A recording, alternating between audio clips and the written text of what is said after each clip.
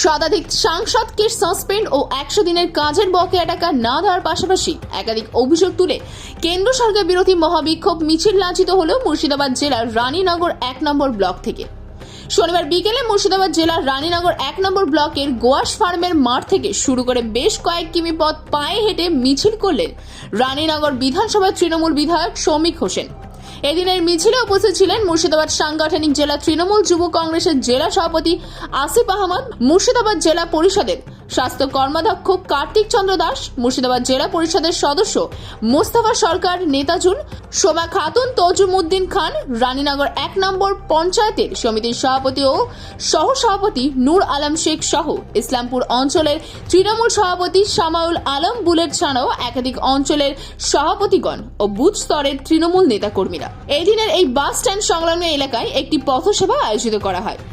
আজকে ইসলামপুরে আমাদের ওই সেনপাড়া থেকে ইসলামপুর বাস স্ট্যান্ড মোড় অবধি রানীনগর 1 ব্লক সভাপতি আমাদের মুস্তফা সরকারের নেতৃত্বে আজকে এই মিছিলটা হলো। এই মিছিলে উপস্থিত ছিলেন আমাদের জেলার যুব সভাপতি আসিফ আহমেদ, আমাদের জেলা পরিষদের উপাধ্যক্ষ তজিমউদ্দিন খান, উপস্থিত ছিলেন আমাদের কার্তিক চন্দ্র দাস, জেলা পরিষদের কর্মাধ্যক্ষ, এবং আমাদের রানীনগর 1 ব্লকের এবং ধুরাউড়ি অঞ্চলের সমস্ত নেতৃত্ব, পঞ্চায়েত সমিতি থেকে শুরু করে পঞ্চায়েত অঞ্চল সভাপতিরা সকলেই উপস্থিত ছিলেন। এবং আজকে এই মিছিল প্রমাণ করলো যে রানীনগর 1 ব্লকে তৃণমূল কংগ্রেস ছাড়া অন্য কোনো পার্টি নেই, এবং এত লোক যে হবে সেটা আমরাও ভাবতে পারিনি। মানুষের যে অধিকার, সে অধিকারকে বিজেপি সরকার দিচ্ছে না। 100 দিনের কাজ এটা মানুষের অধিকার।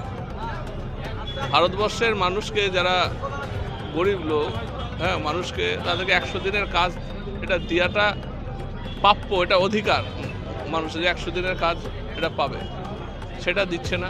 সেটা পার্লামেন্টে যখন বলতে যাচ্ছে তখন আমাদের ইন্ডিয়া জোটের সাংসদদেরকে সাসপেন্ড করা হচ্ছে। তারই প্রতিবেদে আজকে হাজার হাজার লোকের মিছিল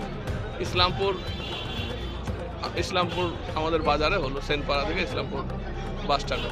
আগামী দিনে কি আরো বৃহত্তর আন্দোলনের অবশ্যই হবে। আমাদের দল, আমাদের নেত্রী, আমাদের নেতা অভিষেক বন্দ্যোপাধ্যায় যেভাবে নির্দেশ দেবে সেভাবেই আমরা করব।